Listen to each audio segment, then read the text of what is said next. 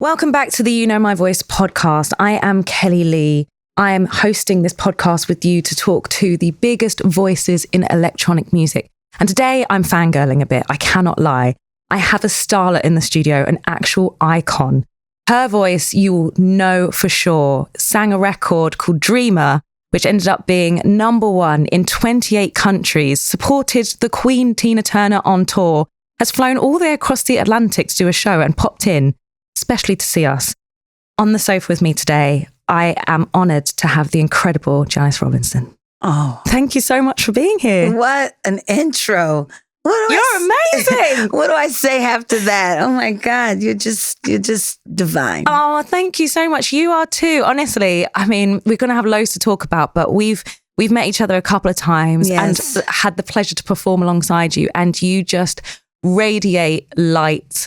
And we were just chatting about it outside. You radiate this gorgeous energy. And I just feel very honoured to be in your space. And I'm really glad you slid into my DMs to say you were popping over to come to the UK to do a show, and you might be able to come in and see us. So thank you for being here. Well, it's an honour to be here. And just knowing that You Know My Voice is a podcast where you just reveal the truth. Mm-hmm. That's something that's so crucial in this day and age. There's so many people love to take credit for somebody else's voice, work, writing. And I just love the integrity that this podcast holds. Oh, thank you so much. That means a lot to me. You know, we've all, as we'll talk about on this, your journey, and obviously my journey has led me partway to here. And I just felt like we were being overlooked for our contributions to the electronic dance music world. And it was time that changed. Because I have a seriously engaged throat chakra and I just need to let it out. No, it's so important because people stand on the dance floor to escape. Yes. They come to hear music that elevates them. Yeah. And you never know, there's a collective of people, thousands of people on a dance floor. And the songs they hear elevate them from whatever it is they're going through. Yes. You know, the dance floor is pretty much where you go to escape the troubles of your life or the world. Yeah. And so those songs and those voices are essential, and they're transformative in people's experiences. Yes. And so just knowing that Dreamer was a record that carried a lot of people through their childhood, that carried them through their coming out. Yes. There's a whole gay community that, you know, felt comfortable and felt seen. Yes. So I take it real serious when you're creating and having a song. So that's really important, why we do what we do. Yeah, absolutely. I mean, I also love the synergy between women of colour and the gay community, because we've got such a connection. Like my gay fan base is one of my biggest fan bases, and they're the ones that championed me first when no one was mentioning my name on the record. And they found me. They will be there long after everything else. Yes. They will keep you through the quiet moments. Yes. You will get a call. Can you come do a gay pride? Can you come do a gay pride? And to know that they have stood by me for over 30 years, I'm a true ally. Yes. And same. my daughters are allies, so, you know. Exactly. I think that's the synergy we also have, is that kind of, you know, understanding of oppression and not being able to be who we truly are in our own skins. And so, you know, we keep talking about that. We've got so much to talk about this, but we need to sweep it back. We need to sweep it back to baby Janice. How you're even sitting on the sofa with me here today. You grew up in New Jersey, USA? Yes, Garfield, New Jersey, this small Polish-Italian immigrant town with a sprinkle of Black families. My dad was a Baptist preacher. Amazing. So he was a man of God, and my mother was a school teacher. So there was no getting around it. No. I was bookend with education and faith. Yes. So I grew up in the church. I grew up singing in the church. And the first time I sang, it was 12 Days of Christmas. And I was about 5 years old, and it was a Christmas kind of Sunday school pageant kind of thing. And I was asked to sing the 12 Days of Christmas.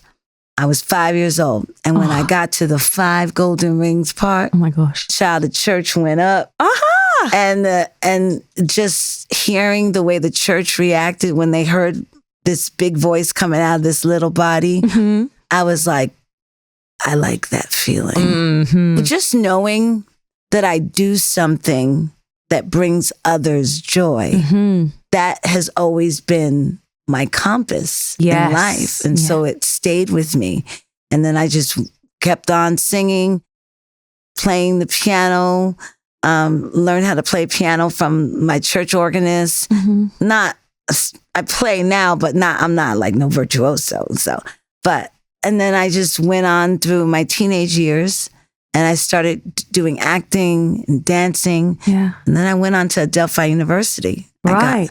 I got into like a theater program because I really thought I was going to be an actress. Really? Is that your first love? Shakespeare. Oh, darling. Oh my God. Wow. Shakespeare. I love doing Shakespeare and Greek drama. And so I studied that, but then I would spend hours in the piano room at the school.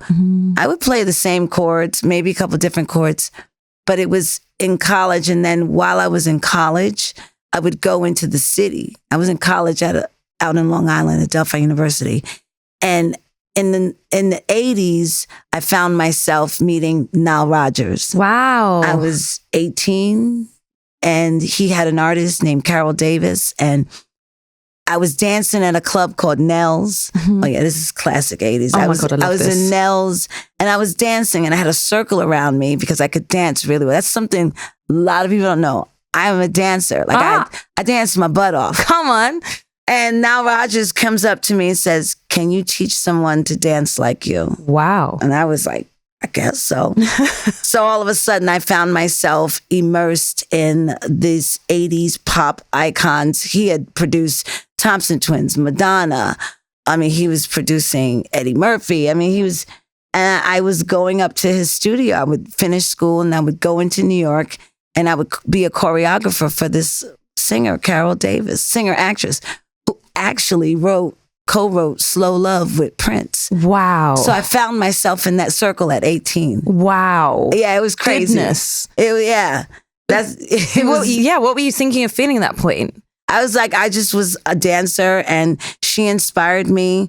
And then right from college, I got offered to tour with New Kids on the Block. Oh my God, that's amazing. Yeah, I was the background singer for the opening act. Wow. So then I went on tour with New Kids on the Block and I was just the background singer for the opening act, but still I was around these like 80s huge artists. And I just, and then while I was on that tour, I would bug the stage manager or the management of New Kids on the Block. I was like, "You gonna help me do my demo? You gonna help me do my demo?" Love it. Yeah. And that was a stadium tour. And when that tour finished, there was a group called Snap. Right. I got the power. Yes. So it was a really big group at the time. It was 1990. And I get a phone call and the singer had just had a blow up with the rapper and they needed a replacement singer. Wow. A lot of people don't know this. Wow. I was the replacement singer. Wow. For the group Snap. And I did their first world tour with them. Wow. So when people came to see, that was me singing those songs live. Wow. Still respect to Penny Ford, always. Yes. But it was a part of my career where I'm just like, I was on stage with Turbo B and a full band. It was 1990, 91. We did all the big countries. We traveled the world, but then it was time for me to go. Right. Okay. You just you got tired of it, or? I pretty much didn't show up for Wembley Stadium.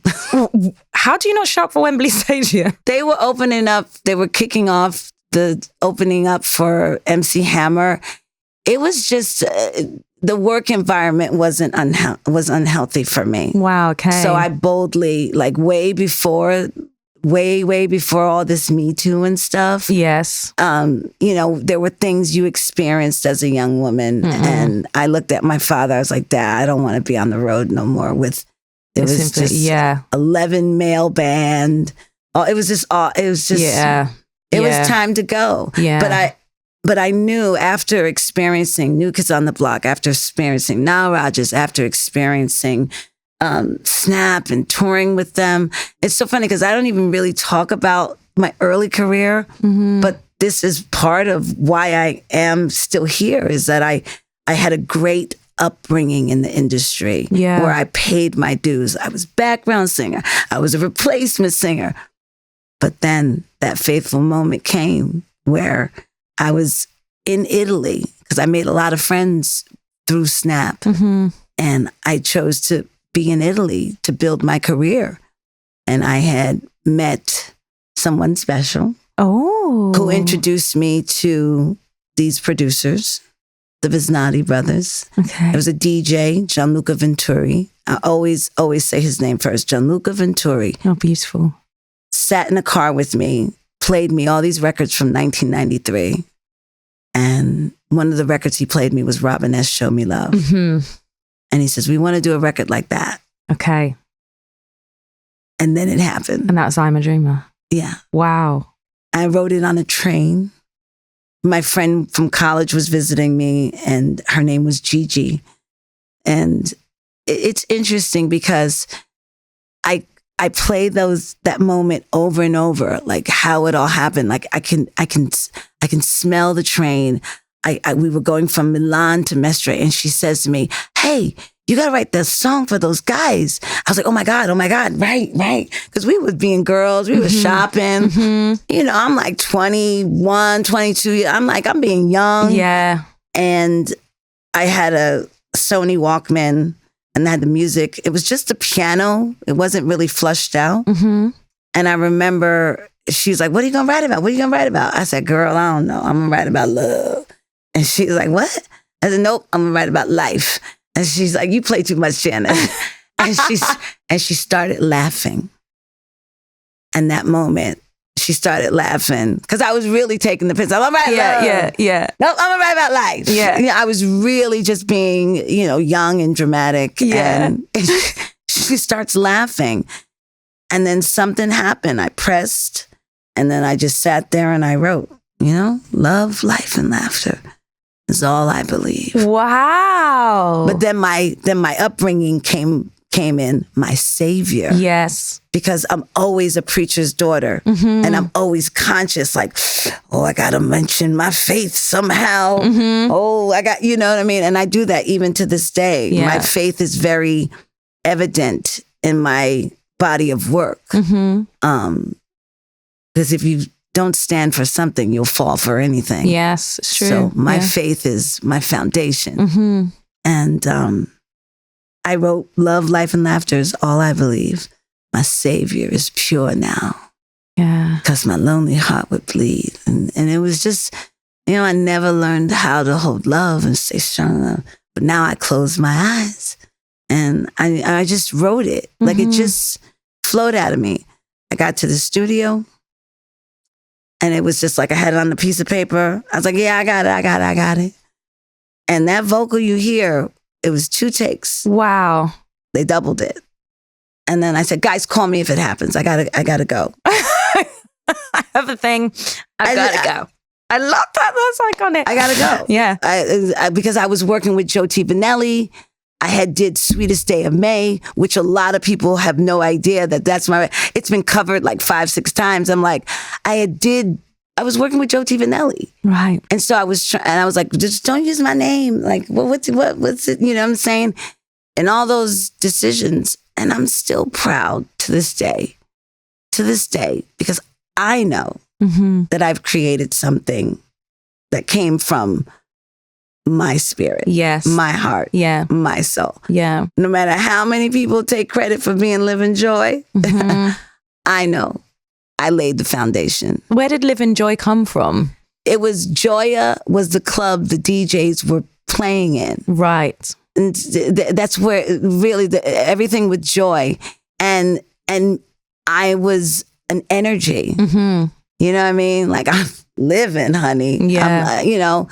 I'm vibrant. I've always been. Yeah. And so you got that living joy. Yeah. I'm living in joy. Yeah. And so that is who I embody as just a person. Yeah. I like to bring joy through my voice, through my music. Yeah. And I think that's imperative for creatives. What are you bringing to the dance floor that captivates the listener? Yeah. Because you've got the body, the mind, and the soul. And the music has to do that. It can't just be, you know, 2 turntables and a mic. You know, a DJ. It's the singer is essential. Yes. It's so essential. And sometimes I get sad with the state of the music, the electronic music, because you cannot replace that feeling of a voice. Yes. That's singing words that you feel like they're singing to you. And that's what's important. It's transformative. It is, absolutely. And that's the thing, when DJs are playing those records in that space, when they drop an incredible vocal track, it's nothing like it, and the crowd sings it back. It's like it's a moment. It's a moment that I want people to continue to experience. Yeah. We've gotten away from it. Clearly, I'm not in the clubs much these days, but I see videos and stuff. Yeah. And I see what's happening, and I see everyone's got their phones out. And I think if I could say anything to young people that are out dancing now, the experiences that live forever are the ones that happen with a voice, bass line, and just your whole body. Yeah. That's what you remember. Yeah, absolutely. And that's what carries you through all the beautiful memories of your life. Now, depending on whether you're 12, getting ready for middle school, and the song comes on the radio, it puts something in you that captures a moment of your life. Yeah. And so knowing that this song brings so much joy to so much people, that's what I'm proud of. Yeah. I mean, when you did that then, so you had to go, how long was it until the record came out? Did you get notified properly? What happened? Child, they tried to release the record without me. I was working at the Gap. I was back in New York working at the Gap. And then, how long was this later from you doing it? Well, I recorded it in November of 93. And then I think like spring of May of 94, they had shot a video. Like they really, like them Italians really went to the UK. Steve Wolf signed the record. They really went and they really tried to do a black box. Jesus. Until Wolfie, the A&R, realized this is going to be a monster tune. Okay. And I got a phone call and it was like, "Are you Janice Robinson? Did you write a song called Dreamer?" I said, "Yeah, I did. I wrote that in November 93. And they were like, "Well, we need to talk to you." Wow. And then that's when MCA in America arranged for me to shoot a video. I always say my video was my saving grace. Whether I had all that hair or not, honey, that video, I'm like, yep, that's me. Yeah. Y'all can try and, but it was just, it was just like, I remember looking at the first video going, that's not me dancing. It was just some girl dancing in a silhouette. And I was like, they really tried it. Oh my goodness. The audacity. That's the perfect word for this. The audacity that these two brothers and the two DJs just thought that they were going to just take it all. I still have the paper that they wanted me to sign. We're going to give you 2,500 lire, because that was back in the day, it was lire, right? The Italian money. We're going to give you 2,500 lire. And you're not going to have anything else to do with the record. What part of you as a young, because you were young then, said, I'm not signing this? I'm not signing this. I just was like, and it's interesting because I had did the record Sweetest Day of May with Joe T. Vannelli, and I was trying to be committed to that because I had an artist deal with him. But it was just, back then, you just were afraid to lose opportunities, because when opportunities came, you kind of like just did it. You just did everything. Yeah. I went from touring with New Kids on the Block. Then I was touring with Snap, the doors of opportunity, because you didn't have any social media. You didn't have any, you had to be at the right place at the right time. Yeah. And you had to be good. Yes. You had to be really good. Yeah. And you had to show up in those moments and show what you got. Yeah. You know what I mean? It was nobody go checking you out on anything. There was nothing. Yeah. So to have all these experiences and opportunities from just being in the right place and someone, it's amazing how I navigated that time. Yeah, it's fascinating. But I wasn't afraid to walk away. I love that. See, that's the power in this. And I think that's a lot of, especially again, why I wanted to start this podcast, and a lot of artists I've spoken to, it's the, use of fear to control us. Yes, that's what they do. Yes, and because you feel like you can't say no because when there's another opportunity going to come. But it's when you actually start learning to use your voice and say no. No is the most powerful thing you could say. Yeah. I mean, I literally was like, I'm not doing this no more. Yeah. When it came time to do the contracts, we agreed on the publishing, and I definitely publishing, but there's a component. I love this part. There's a component where they now owe me. You're getting exclusive. Universal owes me 30 years of artist royalties. Oh my God, I love. And the team of lawyers I have, they're going after it. Yeah. Fantastic. I mean, again, how have you not? How the Italians took it all. They took it all. That is wild. They took all the artists' royalties. Yeah. And then put out the album and put my original Dreamer as a ghost track. That smelled like a laugh of a woman that's about to get her day.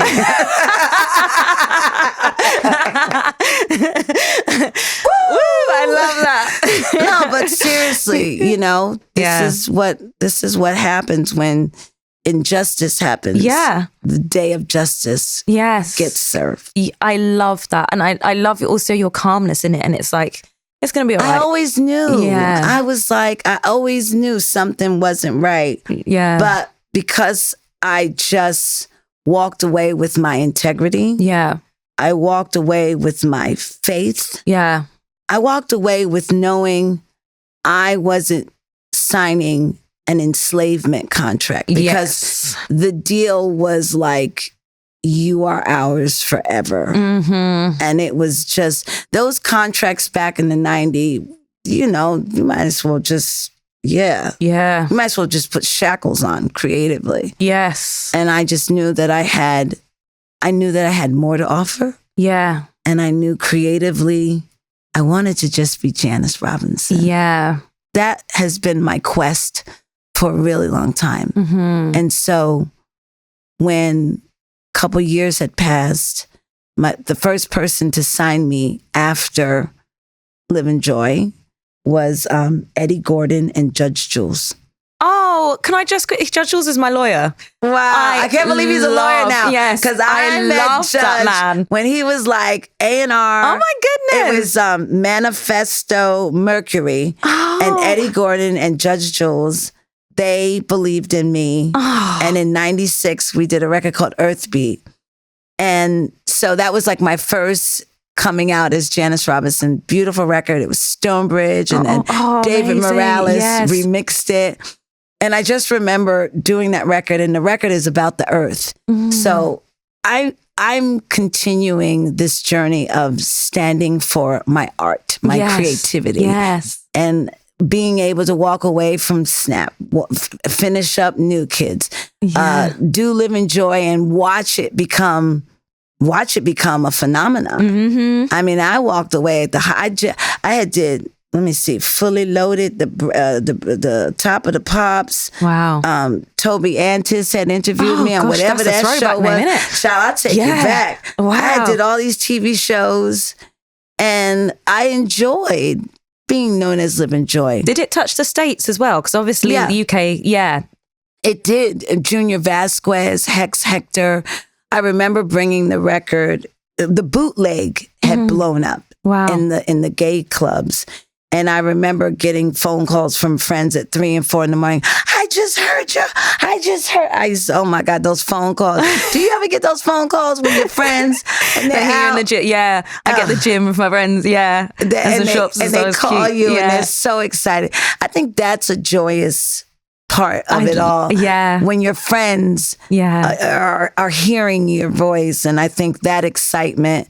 Even when we hear our own, I mean, I was having a day the other day, and I was one of those ones where I'm just like, all right, it's just, it was a trying few days, and we have to ask the question for ourselves as well, like, because we put so much into this business, right? Like, just please keep showing me a sign that I'm meant to be doing this. Yes. And my husband and I had stumbled across this arcade place, and we ended up just being like kids and having a little date and playing pool and stuff.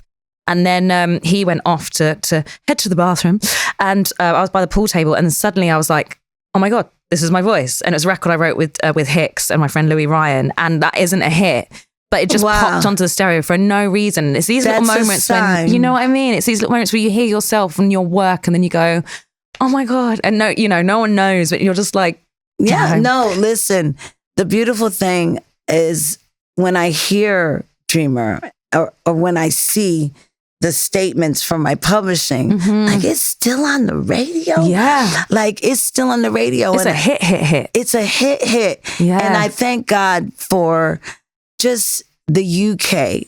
I think the experience that the people in the UK had with Dreamer wasn't my life experience. Because one of the things that kind of changed my life was, yes, Dreamer was blowing up and Livin Joy went on, and they got Tamika Starr, who's a talented young lady in her own right, and she wrote Don't Stop Moving, and they went on. I went on the quest. I just want to be Janice Robinson. Yes. So when I signed with Warner Brothers, presidential signing, let me just tell you that.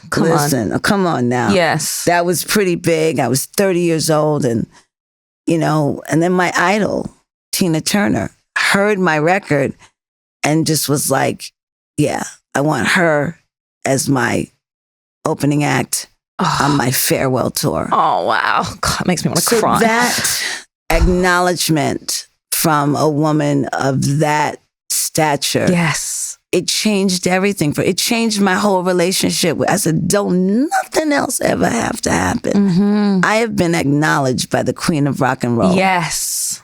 And that has given me a component of confidence. That has given me a component of strength. That here she is, 63 years old, acknowledging me to be on her stage in front of her fan base in arenas. Yeah. Man, I was good. I was really, and that was 25 years ago. It was 2000. Did you get to spend much time together? Well, every day every day I would come out and watch her show. And the time I got to talk with her, she enriched my life with words of wisdom. And she says, one of the things she said to me, she was like, always remember that as long as you have something to offer the people, you can do this as long as your heart desires. Always offer them all that you've got. Every time you take that stage, give it all. Because it's not about you. It's about the gift you give. And so that stayed with me. And so even now, as I meet the young women of this generation, I want to offer them that insight, that wisdom. Like, remember, you're going to be my age one day. And your gifts are timeless. And you have to keep giving from that sacred place, because a lot of the industry and the way it operates is not the best feeling. No. And there's a lot of people who want to take and take and take and take and take and take and use and use and use. Yes. But when you've been anointed the gift, and that is your life assignment, you have to stand for it. Yeah. And you have to really stand 10 toes down for what you believe in. And for me, from Tina Turner, Dreamer, from all the things I've done, just sitting here and speaking truth and speaking life into you, it's what it's about. You know what I mean? Yeah. I see sometimes, unfortunately, people have really inflated egos. And it's not. It's about that 12-year-old in that kitchen hearing that song and having the courage to be happy. Yes. It's about that 21-year-old who's struggling with their sexual identity, who's hearing your voice, and they feel the confidence to believe in themselves. Yeah. That's the foundation of what it's all about. Yeah. This music community. So all this other stuff that goes on behind the scenes, honey. Woo. Oh, yeah. All the, the exploitation and how do we extract everything from this talented vessel? Yeah. You know what I mean? Yeah. How can we just get all we can? And, it's pretty exhausting. How did you feel? I mean, you had an album on Warner. You had, as you said, presidential signing, supported Tina. How did your journey follow through after that? Did you feel like you were really supported and championed for who you are? Nah. I was a Black girl who's done dance music, a Black girl who's now doing rock pop. I had substance in my lyrics. I wasn't the stereotypical urban R&B artist. It was challenging. Yes. It was real challenging. Yeah. And even though I had the stamp of approval from the queen of it all, Tina Turner, I was met with just the same adversity every Black artist that does something different is met with. Yes. Yeah. Pop radio stations, this and that. But one of the things that happened while I was on tour with Tina, my mom was diagnosed with congestive heart failure. Oh, I'm sorry. And I found myself, after touring with Tina, I saw that my mom needed me. And then after my mom was diagnosed with congestive heart failure, my dad was diagnosed with kidney failure. Oh my God. So I found myself, instead of pursuing the music, I found myself back home. I put my whole life in storage. And I found myself just home taking care of them. I gave them a grandchild. I took time because I think I had this long journey. It was just music. It was like right from college. It was like music, all the way. It was like a 15-year of just music. And then I took a break to be a daughter.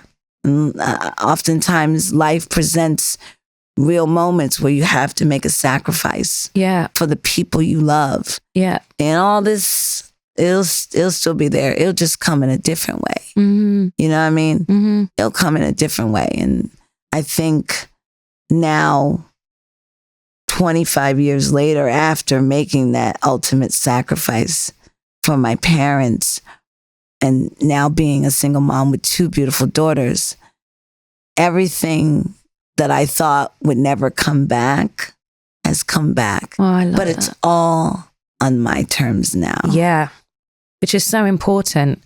I mean, you're dropping, I feel on the edge of tears actually with you talking, because you're dropping so many really valuable life lessons as well. It's important. You knew when to say no. You took the opportunities that came, but then you also knew when to step back. And I think, again, being women, it's really hard in this business because you are constantly judged by your figure, your looks, your age, all of this kind of stuff. And then as a woman of color, not fitting into the genre sound politics of, what is accepted. Say it again for the people in the back, Kelly. Preach! Even with myself, I know my stuff is crossover and some stuff is dance pop and it's not dance enough or it's not pop enough or the sound, and there's always going to be somebody judging what you are. Yes. And what they can't do is they can't stop what the higher powers have for you. Yeah. They can sit here and say, oh, she's not this or she's not that or she's too old. They can say all that. But let me tell you something. What they can't stop is the blueprint of your life. And what really is in part of your destiny. Yeah. You see, because if I had stayed as Livin Joy, what would I have? Yeah. Just a name, just a brand name that everybody and their mother is eating off of it. Promoters, they want to hire somebody else, throw another black girl up there and just do all the shows. So now that, you know, like it's just everybody just takes advantage of you. And with that happening, with other people utilizing Livin Joy, is that stemming from the DJs? Like, are they getting a cut of these shows? I think it's stemming from the Visnati brothers probably having a connection to this other person out there using the name, because it was a long time nobody saw. So, you know, one of those agencies, I don't know which one it was. There's so many people, you know. Yeah. But they do this, and it's just like, I think the moment that X Factor reached out to me, but see, that's the karma. See, they thought, oh, well, we're just going to throw some other black girl up there, sing over the vocals of Tamika, sing over the vocals of Janice. I remember, I don't know, it was 2011. There was a show called Big Brother. And this girl got up on the TV and was lip syncing to my voice. Right. I think it was like 2011. And I remember getting on the phone, and I remember going off, and I was like, y'all don't even know the lawsuit that y'all got right now, because this is crazy. Yeah. But lo and behold, 2018, I get a DM from somebody from Thames TV, a talent person, and you know, they had asked me to come on X Factor. Wow. Now the crazy thing is, in 2014, now I took this long hiatus. Yes. And when I tell you, yeah, after the Tina Turner tour, I was home. Yes. I was not thinking about being an artist. Yeah. But I wrote, and I amassed about 30 singles for other artists. Wow. Like I've written singles for, remember they had that show Pop Idol? Yes. I have 8 Pop Idol singles. Wow. This is incredible. And I wrote for all these different artists from Australia, from Belgium, from, oh my God, the Czechoslovakia, a lot of Belgium artists. And so I was happy being a songwriter. Yeah. My songs were getting cut. I was operating as a songwriter. And then David Morales, who's an icon, called me up, wrote to me on Facebook Messenger. And he said, what are you doing? I said, oh, take care of my daughters, you know, whatever. And he's like, why don't you, I want to send you something. And I was like, man, I don't know. You know. And then he sends me this music. And on Christmas Eve, 2014, I write this song called There Must Be Love. I was listening to that one. That came in. Lyrically is probably some of the best lyrics I've ever written. Because at this point, I only write substance. Like I'm not worried about the music charts. I just, my body of work. Yeah. My body of work stands for something. It means something. Yeah. Well, honey, them Italian people in Napoli made that song their anthem. Wow. And I found myself flying to Italy. I said, look at the full circle. Wow. Here it is 30 years later. And the Italians still like gravitate toward me. Yes.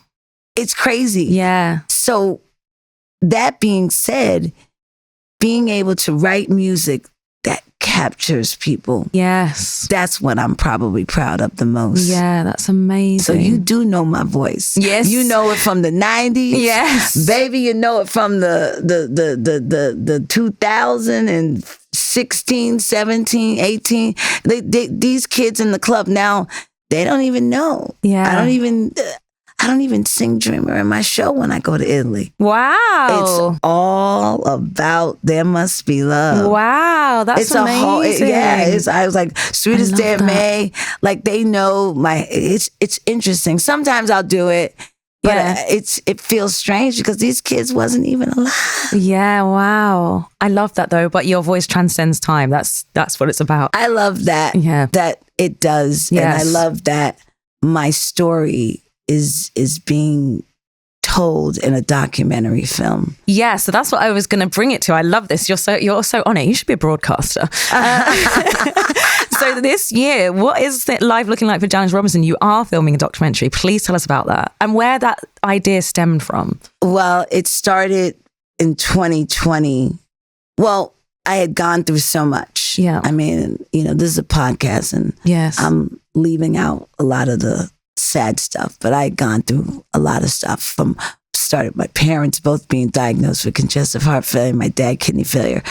But then 2008, my dad died 2 days after I gave birth to my second daughter. And then my little brother, my mom died 2013, right when she was going to come and live with me in Florida. And then my little brother dropped dead of a brain aneurysm. Oh my God. On the same day my father died, like 7 years apart. Like it was back to back to back. Oh my God. And so all these things had happened. And then 2018, I get the call to do X Factor. But then 6 days later, my teenage daughter was diagnosed with a brain tumor. Okay, so when I say you see me sitting on this couch and I'm smiling, behind the smile is a woman that has endured some of life's most, my daughter's legally blind now. I'm so sorry. And, but it's life. And so I represent how to continue living your purpose. Yes. Despite some of the heartbreaking experiences. I didn't even get to enjoy There Must Be Love because There Must Be Love came out August 10th, 2015. And my little brother passed away August 16th, 2015. God. So that whole journey, the people of Italy really lifted my spirit. Yeah. But Erica from Thames TV wrote to me on my DMs on Instagram, would you like to be on X Factor? And I was like, either this is going to be a humiliating decision or it's going to be one of the most reinventive moments of my career. Yes. So I said yes. I told my daughters, Mommy going to be on TV. They want me to come on this show. Not even thinking like, oh, I understand now. Ratings. Yes. I sing an iconic song. Oh, okay. Well, 6 days later, my daughter was diagnosed with a brain tumor, 4 eye surgeries and a brain surgery, all while I was prepping for X Factor. And 10 days after her surgery, my niece flew down and my daughter looked at me. She said, Mommy, you gave up so much to raise me and to take care of Grandma and Grandpa. I think you should do it. Aww. I don't want you to stay home with me. This kid just had brain surgery, yo. Oh my goodness. And eye surgery. She's not in darkness, but she is technically legally blind. Like she will never drive, stuff like that. But she said, Mommy, I need you to go. Oh, so that smile you see when I walk out. My child had just had brain surgery. Oh my God. And so once again, my faith carries me through all the adversity. Yeah. And my purpose of making music that inspires multiple generations still continues on. Yeah. And so that moment I did X Factor, it rebirthed. It almost felt like it rewinded the clock because when they asked me how old I was 50. And did you see Louis Tomlinson, honey? He was like, oh. I was like, he had a moment. I was like, did I just catch Louis Tomlinson having a moment when I said 50? He was like, wow. I was like, well, hello. No, let me stop. But Robbie Williams, I remember Robbie Williams and Take That when I was with Livin Joy and Dreamer.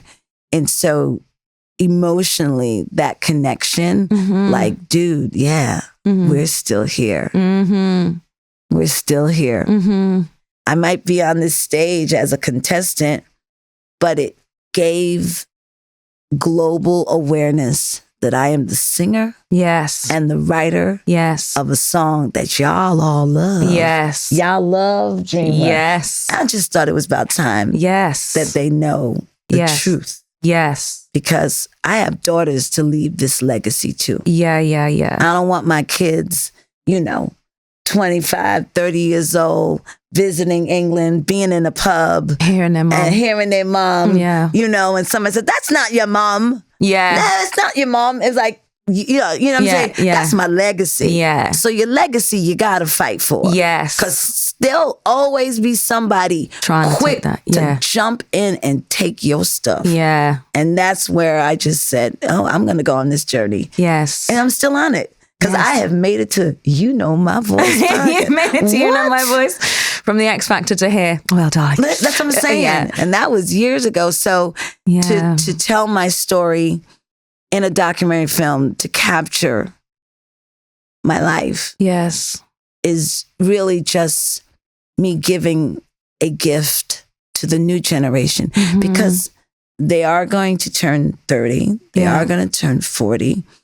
They are going to feel overlooked. Mm-hmm. They're going to feel left out. They're going to feel that youth is more valuable than their seasoned gifts. Yeah. They're going to feel all that. Yeah. They're going to, you know, because the level of exploitation that comes with this journey. Yes. It's quite mind-blowing. And so I hope that my journey of being brave, mm-hmm. not being afraid to worry about what anybody thinks. That's the hardest thing, I think, that happens with young artists. Yeah. Is that now you have not only the record company but you have the world making comments about you. Yes. And that's psychologically, that's really tough. Yes. Because when you have purpose, and you have pure passion for your creativity, you want to just give something that uplifts and encourages. Yeah. But you have a lot of people who aren't happy in their life. Yeah. And they only enjoy tearing you down. Yeah. That's why when I tell the story of Dreamer, I'm like, yo, Dreamer had its life, but it wasn't the life that I had. Yeah. I had to take care of my sick parents. Yeah. I had to take care of my 2 daughters by myself. I have had to work as a teacher. Yes. I live a real life. Yeah. I don't live a Hollywood life. Yeah. And I'm proud of the life I built because no one can say I had it easy. Yeah. I didn't. Yeah. I really paid my dues. Mm-hmm. And I don't worry about notoriety or fame anymore. I appreciate new moments and new experiences where I can just authentically be myself. Yeah.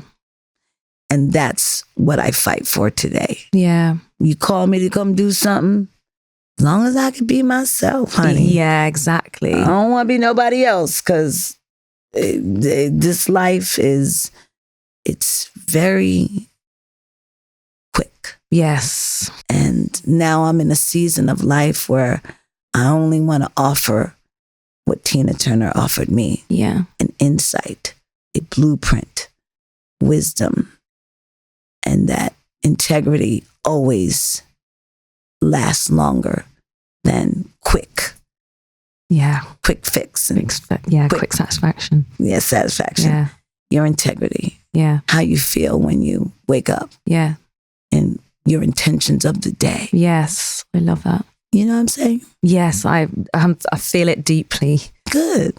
We're going to round up. So when do you think this documentary might be dropping, or is it an ongoing process? It's a long process because they're capturing my real life. Yes. So I've got the album, the dance album that I'm finally going to give to people. Child, it's taken me so long, but I've been working with Dan, DJ Dan Boots, Dan Thomas from Newcastle. Nice. I've been working with him and I've created a body of work that's really special. Yes. Some of the dance records are 9, 10, 11, 12 years old, and I just had him reproduce them. Right. But they're really strong.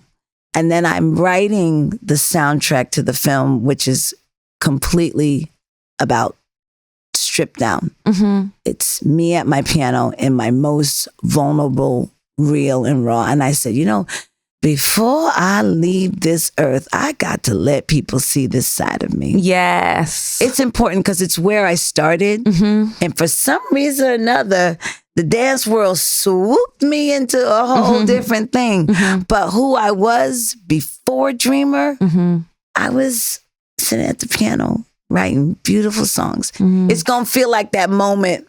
You remember Purple Rain? Yes. And when Prince found all that music that his father had created, it's going to feel like that. Wow. That's my moment. That's the only way I could describe it. Yeah. That I found my voice, my true voice. Yeah. And that I'm standing by it. Yeah, I love that. And I'm not afraid to show this side of me. Yes. It's important. I remember sitting with the director and I said, I think I need to let you hear something. And we were in my hotel here in London. And he was hearing these songs. He says, you've never let nobody hear these. I said, nope. And so it's those kind of records that I'm excited for the most. The soundtrack, the dance album. I'm going to keep giving you dance fans. Boom, boom, boom, boom, boom.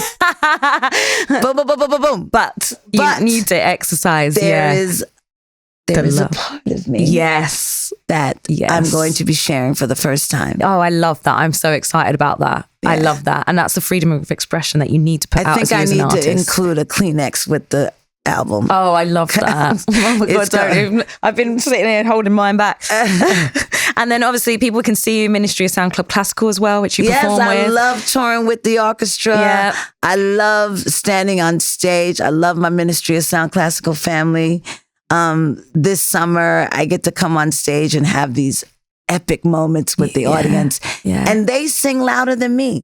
How do all these UK people know every word? I know. I don't it blows my mind. Yeah. Every time somebody, they're singing louder than you. I don't even got to sing.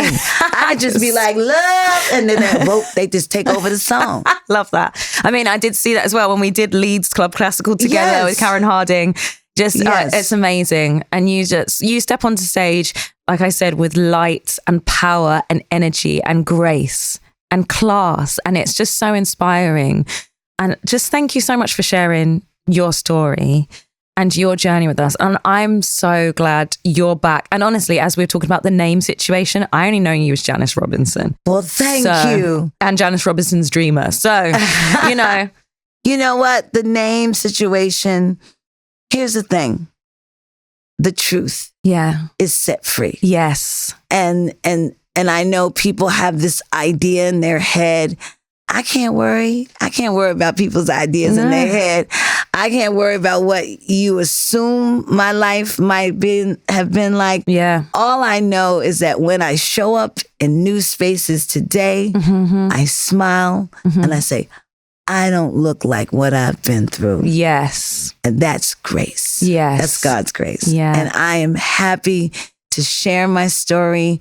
I'm happy to inspire anyone that had a dream that they had to put on pause. I always say, if anyone ever hears my story, I hope that it inspires them to never give up on life. Yeah. Never give up on love. Yeah. And never give up on your dreams. Yes. You are the master of your universe. Yes. If you really have it in your head, in your heart, and you have really been chosen for the specific assignment, your life means something to someone else. Yes. So serve that. Yes. You know what I mean? Just serve, just do good. Yeah. Just do good. And don't be afraid to take a step back. Don't be afraid to say no. And to be for your family. This is not in alignment with my purpose. Yes. I walk into classrooms every day. Those kids don't know nothing about my singing career. Wow. You know who I am? I'm J Mama. The teacher that they know loves them. The teacher that they know encourages them to do their schoolwork, to be focused, to have a dream and set goals and understand that you gotta know your purpose. Yeah. It helps you make it through the day every day. Yeah. Because there's always gonna be forces trying to extract and take advantage and use you. Them people been around since forever. Yeah. But I always say my life has purpose. Yeah. And I'm a dreamer. You are a dreamer. You're an icon. Janice Robinson, thank you so much for joining me on the sofa for You Know My Voice. And it's just an absolute pleasure. And I'm so excited to see this documentary. I'm so excited to see you thrive. I'm so excited to hear the album and see you perform. It's all coming. There's so much to do. Well, it gives you a really good blueprint of all the amazing things you can do. Yes. 25, 30 years from now. I'm a flipping dreamer. Don't you let no one stop you. That's right. I'm a fucking dreamer. I'm a keep on. I mean, honey, you keep on going, Kelly. Don't let the people, the insanity of the inside industry people, don't let them mess with you, baby. Oh, you got it. You got all of it. Oh, thank you, J Mama. That's J Mama talking. I love it. No, because I do. Yeah. I spend my days encouraging kids. Yeah. And that's what keeps me going. The love from them little teenagers, Golden Gate High School, you know. Shout out to Golden Gate High School. Golden Gate High School. Yes. J Mama loves them kids. And I've been there 3 years now. Oh, I love that. And I know when I walk in those classrooms, they don't see a dance diva. Nah. It's sort of like Catwoman. You know, I'm like Hannah Montana. You take time and then you're like, and then night time she's slaying a show. Like daytime, like, you know, you should see me. I be getting up 4:35 o'clock. I'm in the classroom at 7:05. Oh my gosh! And then when I have to come and do like a show and stuff like that, it's like I have to turn off the teacher and turn on the diva. Yeah. And it's like, oh my God, it's crazy. And my two beautiful daughters, Cora and Maya, I love you both. But this is mommy at other work that she does. Yeah, this is that keeps the roof over your heads, baby. I love that. True icon. Thank you so much for being here. You are wonderful. Thank you. Thank you for you listening. You Know My Voice. Keep it locked in. You Know My Voice.